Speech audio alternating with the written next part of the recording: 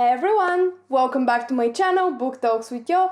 My name is Yoanna and today I'm going to talk about the little things I love in books.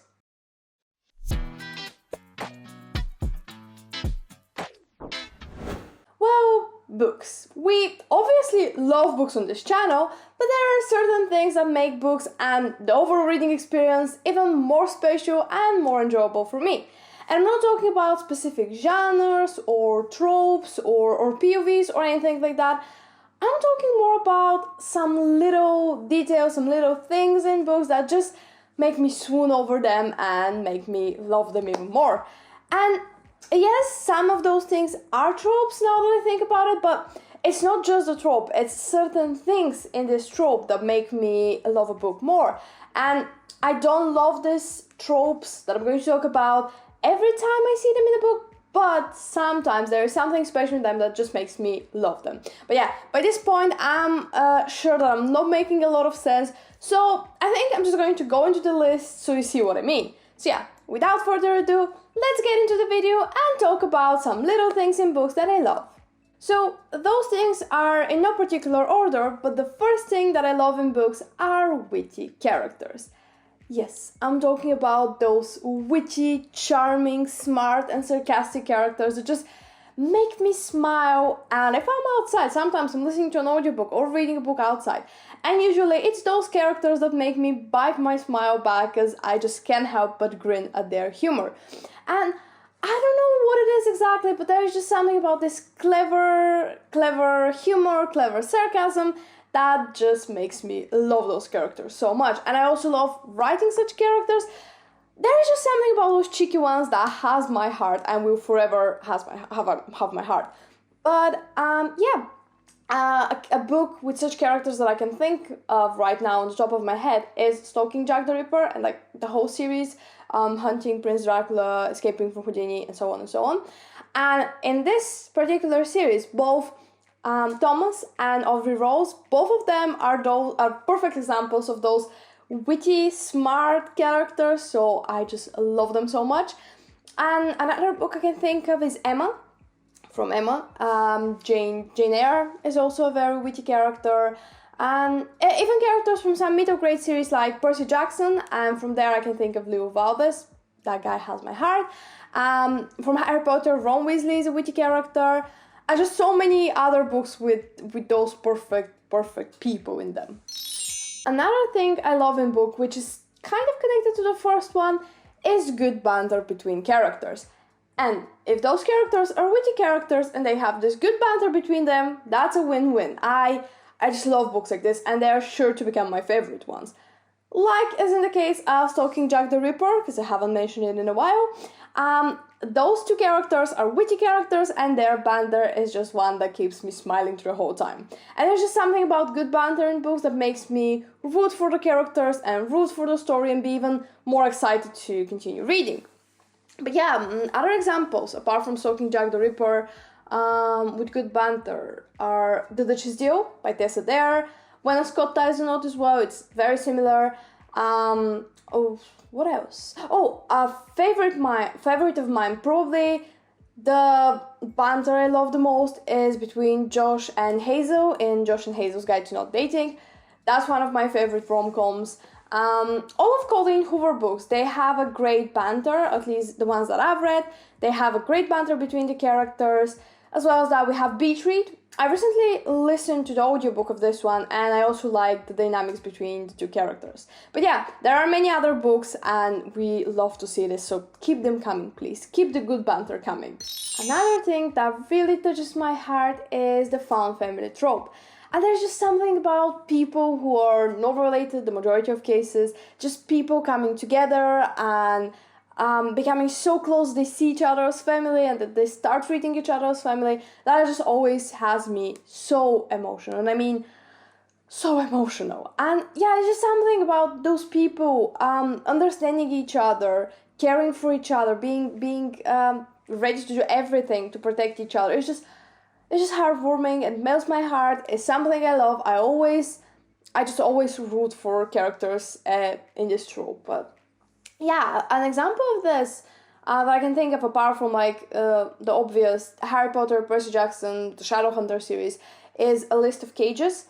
I've read this book more than 2 years ago. I think it was 3 or even 4 years ago, and I think I listened to the audiobook, and this book just had me sobbing through the whole time, and it kind of has this found family trope in it, and it just makes me, it just rips my heart, touches my heart, and makes me so emotional, but at the same time makes me love those characters so much. So yeah, this is another favorite of mine, and I want to read more books with this trope. And I have a few series on my TBR list that include this trope, like Six of Crows and The Raven Boys, but I'm yet to get to reading them. Which leads me to my next thing, which is the good portrayal of friendships in books. There's just something, as I said again, there's just something about people becoming friends, getting so close and caring for each other that always has my heart. And don't get me wrong, I do love a good romantic book, but sometimes I need a break from all this and I just want to enjoy a friendship. I want to see how a friendship blossoms and how it grows and how people help each other, both like intentionally and unintentionally. It's just so charming and so pleasant and so delightful to read about. And a good book I can think of right now with this, like with a nice friendship portrayed in it, is Eleanor Oliphant as Completely Fine, as we see how her friendship with Raymond helps her see that it's okay to need help, it's okay to open up, and it really helps her grow as a person, and vice versa. She helps him realize a lot of stuff as well, and it's just so beautiful to witness. The next thing on my list is something that's rather specific, but I really love characters whose names have a significant or important for the story meaning. And I know that it's a very specific detail to think about, both as a reader and as a writer, but it just makes the overall character and the book more special for me when the character's name has a interesting meaning. And what I mean with this is that usually when choosing a name for your character, you want the name to reflect who they are, to reflect some personality trait that they have, or something to hint at something that's going to happen. And when the name has not an obvious meaning, like you don't have to call your character Flower if they work at a botanic shop or something like this. It's just having a name with some meaning that hints at some personality trait that they have. It's just going the extra mile for me. It's just a delicacy. It just chef's kiss.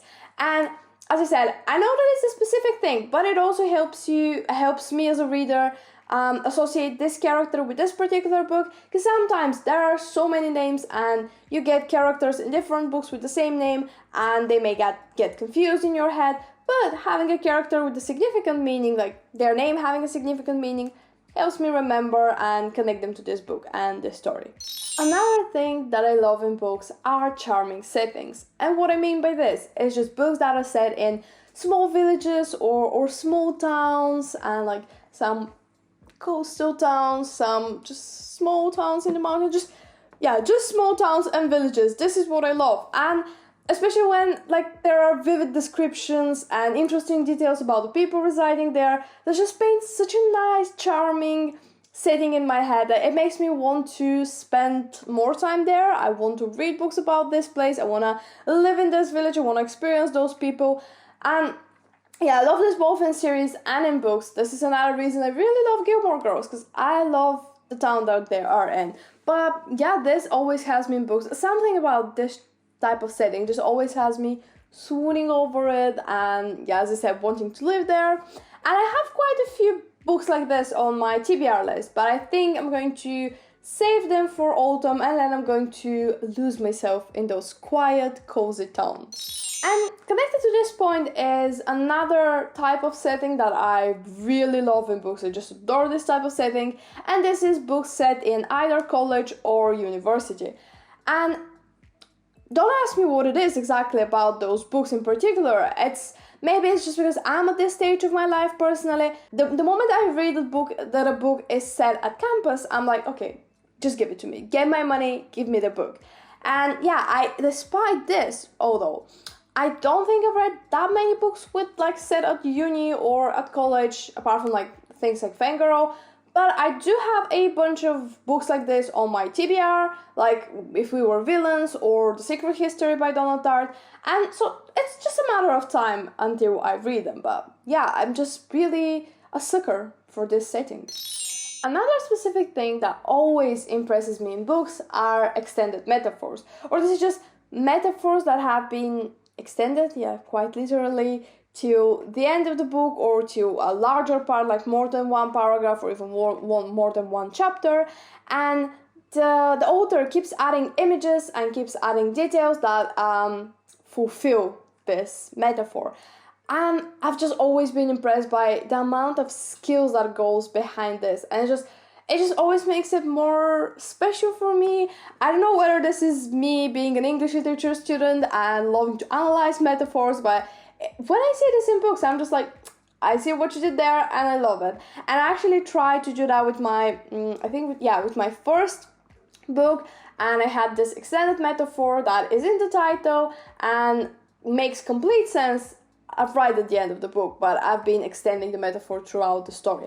But yeah, this is just something I love and I want to see more of in books. Okay, number 8 is villains with compelling backstories.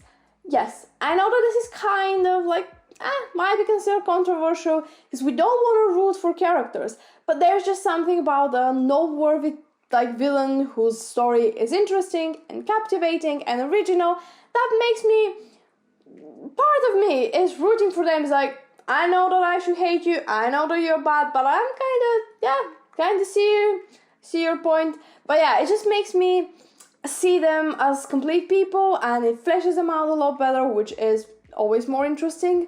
But yeah, I guess I just love emotionally torturing myself. Next up on my list, and something that I just love about books, I adore this thing, is when books reference other literature, like other pieces of literature. And this is something that always hypes me up so much. I get so hyped, I get so excited when I see this. It just makes me, there's just something about it, especially if I've read those books that are referred to. It just makes me feel privy to the conversation with the character.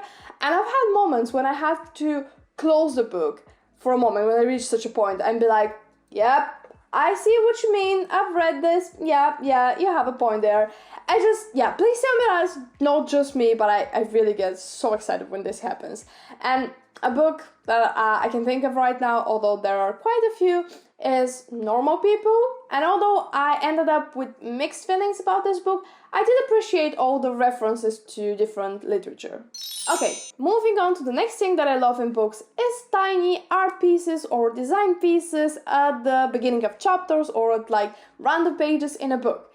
And there's just something about it that makes it extra special and makes the whole page look like a miniature artwork of its own. And since I haven't mentioned this book in a hot second, an example of this is Stalking Jack the Ripper, the whole series. And yes, you may notice that at this current stage, I am just obsessed with this series and I love everything about it. But yeah, it has some nice little art thingies at the beginning of each chapter, which are befitting for the whole theme of the book and the series, and it just makes it extra special. And it also has the setting and the exact date that thing is happening. So yeah, this is just extra special. Somewhat connected to the previous one, another thing that I love in books is those bonus features. And what I mean is emails or instant messages between characters or letters or characters sharing their recipes. It makes me feel part of the conversation. It makes me feel like I know those characters, I'm experiencing this with them, which essentially is what you want when you're reading a book. And there have been more and more books with instant messages and emails and letters now, which is great and I love this. But a book with recipes that I really loved and is one of my favorites is With the Fire on High.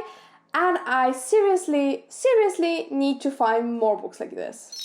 And last but not least is another rather specific thing that I really love in books. And this is when the cover has some texture to it. It's either to the pattern of the whole book or the title. I just love, it sounds weird, but I love running my finger through it while I'm reading. It's just a nice addition to the reading experience.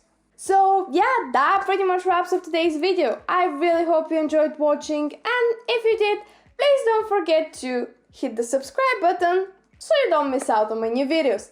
Please let me know down in the comments if you've read any of those books that I mentioned, or what are some other little things that you love in books. Thank you again for watching, and I really hope to see you all next time. Until then, have a smiley week. Bye!